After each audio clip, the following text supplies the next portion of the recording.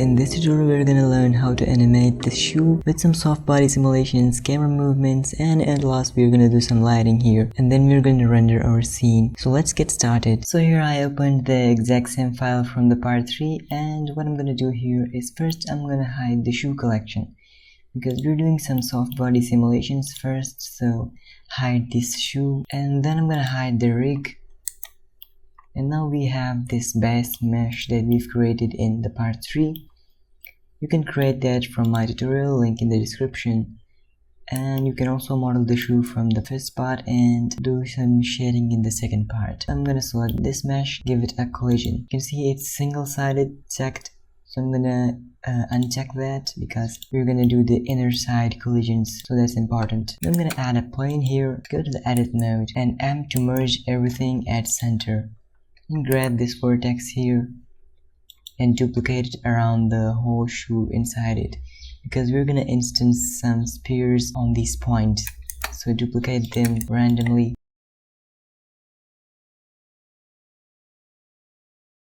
And also randomize them on this side.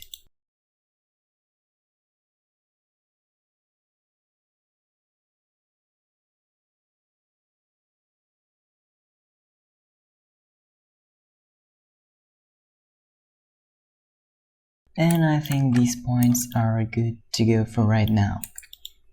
Then I'm going to select all these points, go to the geometry nodes and create a new geometry nodes tree and rename it to the spheres. Then I'm going to add an instance on points node, and here in the instance I'm going to add a cube, because with cubes the simulations are very easy to make and process.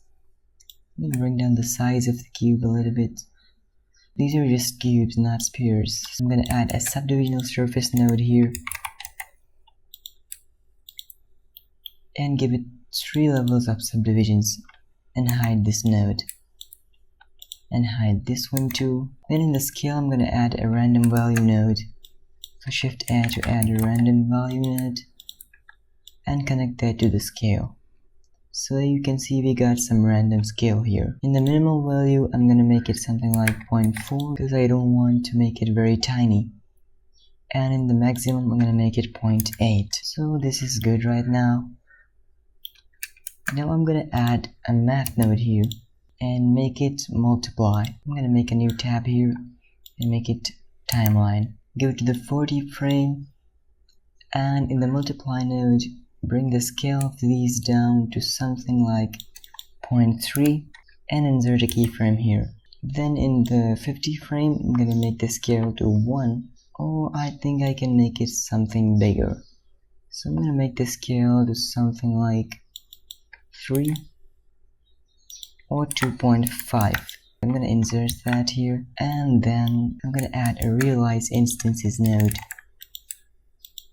so that this is real geometry now. And after that I'm gonna add a cloth physics here, and everything just disappears, but don't worry about that, we're gonna fix that. So in the vertex mass I'm gonna make it something like 15 kg, and here in the pressure I'm gonna give it a pressure of 100, and in the collisions I'm gonna go down to self collision.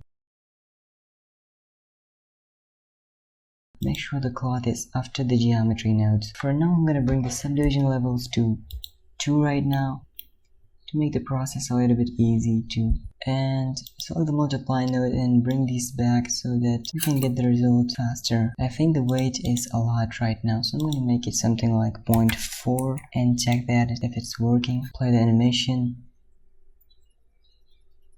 I wonder why is it not working. Let's give this a collision too, and we did a mistake here. So if you come into the shape here, there's a checkbox which is the dynamic mesh. If it's not turned on, nothing is gonna work, so make sure to turn that on. If we play the animation, it's gonna look like that. So the simulation is pretty janky right now, but what I'm gonna do is in the vertex mass I'm gonna make it something like 10 kg, then go back and see what happens. And you can see it starts to look good, and it's gonna work soon. So in the geometry nodes modifier I'm gonna go to the subdivisional surface and bring that up to 3. It's gonna take some time to process that and give you the result, but Just wait for it. You can always pre-bake the data and get a very smooth version of it, but I'm just doing it in the viewport, so it's a little bit slow. Simulation looks very good, but we have some lagging issues. And here what I'm gonna do is I'm gonna bring the quality steps to something like 4, and here we have a lot of values. You can play around with them. Actually, I'm gonna play with this value, so I'll make the seed 1 and bring these keyframes back. I'm gonna add a set shade smooth node to shade that smooth. Now after everything, we can also add a subdivisional surface to make it smoother. What if I make the mesh something like 3 kg? It's all just experimental values, you can play around with them and get some cool results. Actually, my pressure is a little less. I think I can make it something like 150 and go back and process the simulation again. I'm going to make it 20 kg. Let's see what that does. And the pressure can be like 300. And I can make the collision quality to something like 7 or 8. I can make it 8. Now let's bake the data for now. I'm pre-baking it because it takes a lot of time to process while recording the tutorial at the same time. So I'm just gonna hit the escape button to turn off the baking and see what that does here. So it looks like that. I don't know why I'm getting this pinching here. You may want to go to the collision settings, delete the bake, self collisions. I'm gonna bring the distance down to something like 8.015. I can make it 0.003. That's gonna be better. Let's bake again. Hit escape button to cancel the bake and see what that does. By playing around with the object collisions and the self collisions, it actually made it better, and we no longer have this pinching all over the mesh here. And we finally did the simulation. Let's give it a material, so I'm gonna add a set material node, set material, and here I have a bubbles material. I can add that here. Go to the render view and see how that looks like. So it's a simple base color here and 0 roughness with transmission of 1. I'm gonna simply build a scene here. It's a very simple scene here. I'm gonna add a cube, bring that down, scale that along the x-axis a little bit, and scale that down along the y-axis. And go to the edit mode and bring down these vertices, just like that. And our scene is ready. You can see this one is very big. You can always go inside that and duplicate some vertices to add new spheres right there. If you see some area which is empty, you can just duplicate the spheres and add new ones and reprocess the data. And I'm gonna bake again. Oh shit, what's happening here? It's maybe because this is very big and it's coming out here. I'm gonna delete the bake and hit tab to edit mode. I'm gonna bring that up a little bit. Play with the seed value to make that one smaller, and here I can make it bake. So I'm gonna do a few more attempts here on this bake, and then we're gonna do some lighting and a little bit of camera movement.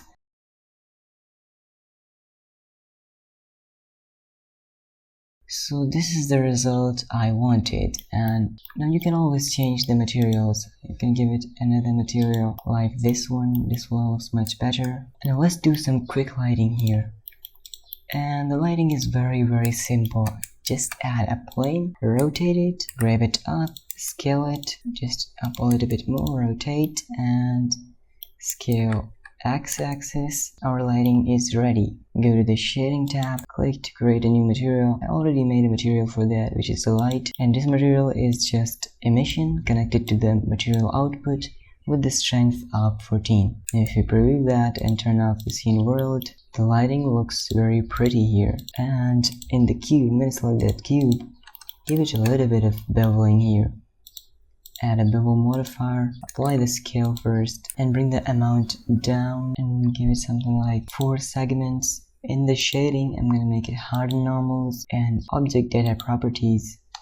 I'm gonna make the normals to the auto smooth, and it is good. Now you'll be saying, how do you just remove this light now, because it's gonna appear in the camera? So I have a solution for that. Just go to the object properties, and I think the visibility, and in the ray visibility I'm gonna turn off the camera here, so it's not gonna appear in the camera now. And for this kind of background, you can go to the render properties, and in the film you can make this transparent. So I'm gonna just remove the transparent for now, and it looks like that. Very pretty. Now as you can see, we got a cool lighting here. I'm gonna just select this plane right here and duplicate it over there and rotate it and scale it down, because this one is gonna be a little bit less powerful. So scale it down, then scale it on the x-axis upper, and scale it down a little bit more. Bring it down, and I'm gonna do some camera motions now. So let's add an empty plane axis and scale it up a little bit. Then after that I can add a camera here and hit Ctrl Alt and 0 to set that to the camera view. And in the camera settings I can make the focal length something like 85. Turn off the overlays. Then I'm gonna select the camera first, and then select the empty and hit Ctrl P and keep transform. If I select this empty only and hit double R to rotate the empty, the camera is gonna move with it, and we get some cool visuals here. We will just animate the empty, and the camera will be animated with it. So we just need to animate the rotation or the scale of the empty for this whole effect. Here just select this one, this mesh right here. You can see we baked only the 40 frames here, so after the 40 frame it's not gonna move, it will just stay like that. And if you render a frame from it, it's gonna look like that.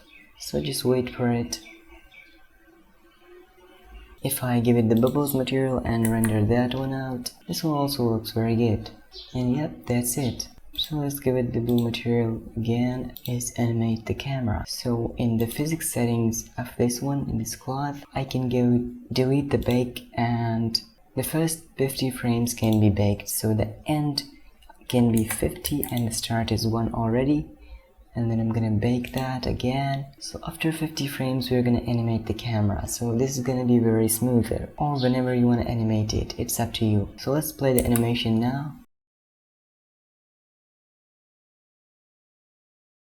I'm gonna select this empty right here, and after it's like that I'm gonna insert a keyframe, which is location, rotation and scale. I'm gonna insert one here, insert location, rotation and scale that down a little bit. Grab x-axis to just center it out, and insert location, rotation and scale. Gonna scale that down and insert location, rotation and scale. Now that it looks like that, now in the 100th frame I'm gonna rotate it along the z-axis just like that, and hit double R to rotate it again that way. I'm gonna hit I to insert location, rotation and scale. Now if you play that up, it looks like that.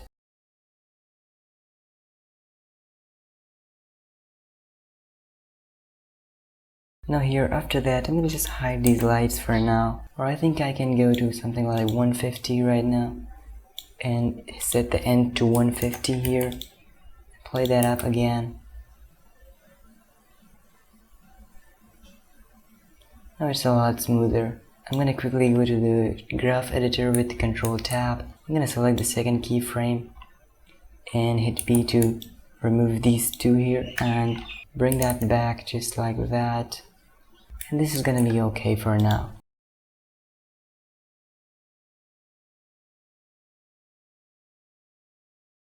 We can tilt it more, just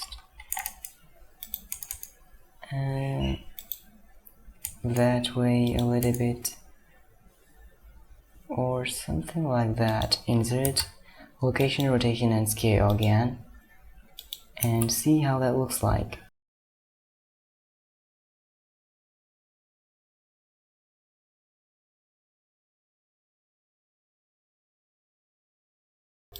Just delete the second light from here, and it gives us some dramatic lighting here. I'll bring this light up a little bit, bring it down, and you'll see how that looks like. Now this one looks amazing. If you render a frame from that, very cool. You can always change the materials from there.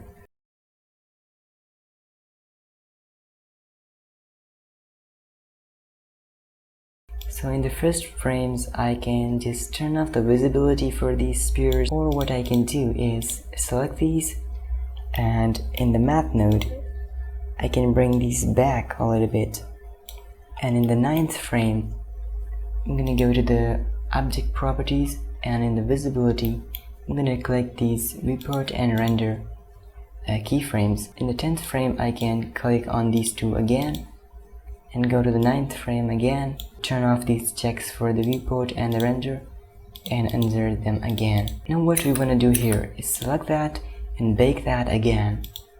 So go to the cloud physics here and delete bake, and the start frame is 10th or 9th, and the end is gonna be something like 60, and bake again. Now if you play that up,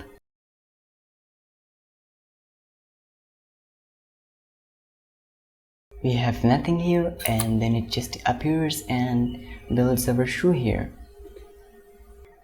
But this is not enough, because we need some more steps here.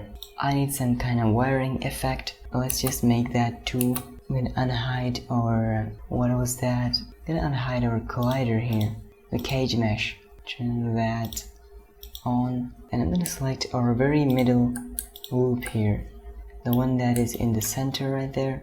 I'm gonna duplicate that and P to separate by selection. Now just select that and Control A to visual geometry to mesh, and convert that to a curve. Now in the geometry nodes I'm going to create a new geometry node tree. Then I'm going to add a node in set spline cyclic, and I'm going to make it cyclic. And then I'm going to add a trim curve node, and if you trim it like that, actually I'm going to hide the cage from that for now. It's still not working. If I turn off the cyclic here and trim that, now it works. Then I'm going to hit tab to go here and bring that one, just shift this cursor to selected and shift this selection to the cursor. So these are connected now, and it looks like that.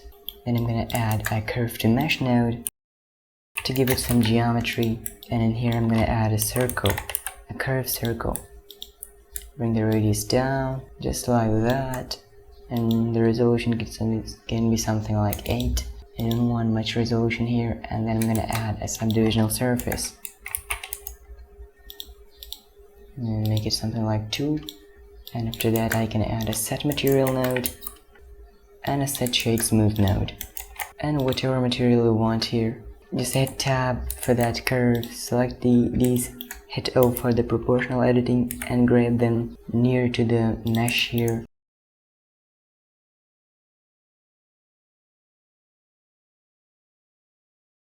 Bring down this cube a little bit. Now select that curve, go to the viewport display and set that from wire to solid. I can go to the camera view, and in the first frame I can go to the trim curve node, set the start value to 1 and insert a keyframe.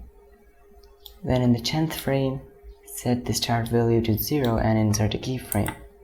Now if you play that up, it looks like that. Again, go to this mesh and bring all these keyframes back to something like 20, and go to the cloud settings, delete bake, and set the start to something like 19 or 20 and bake again. Just select the trim curve node for this one and set the second keyframe to something like 20.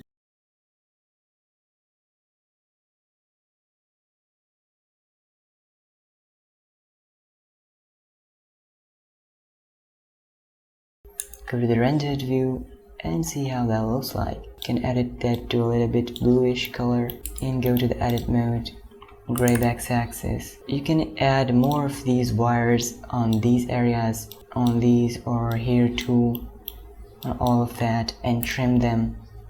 It's gonna be easy. So just like that, if you render that out, and I think the render visibility is off for the wire here, so I'm gonna select that wire, go to the object properties, and in the visibility tab I can turn on the renders. You know, if I go to the render, so overall very cool lighting and everything works very good together. I'm gonna show you what compositing I did here. So it's the render layers, added a viewer node, and just one lens distortion node with the dispersion of 0.07. In the render settings, you can set these settings and maximum samples to 200 or something. I turned on the motion blur 0.35. If you want to give it other backgrounds here, you can just turn on this transparent and it will render a PNG sequence of that. Set the look to high contrast here, and that's it for the render settings. Go to the output properties, full HD here, 30 FPS, and I set this to RGB. You can set it to JPEG or PNG, whatever you want here. And I turned off the override, so whenever I render it or it crashes the render and then I start the render, it will not start from 1. It will start from where it was crashed. Like if I already rendered 20 frames, it's not gonna start again with the frame 1, it will start with the 21 frame, so it will not override the images that are rendered already. I just did a simple scene here, but you can also do a lot of other stuff with it. Just rotate the camera and insert the keyframe after, edit it in the graph editor. You will get a very cool result. So thank you very much for watching, and I'll see you in the next tutorial.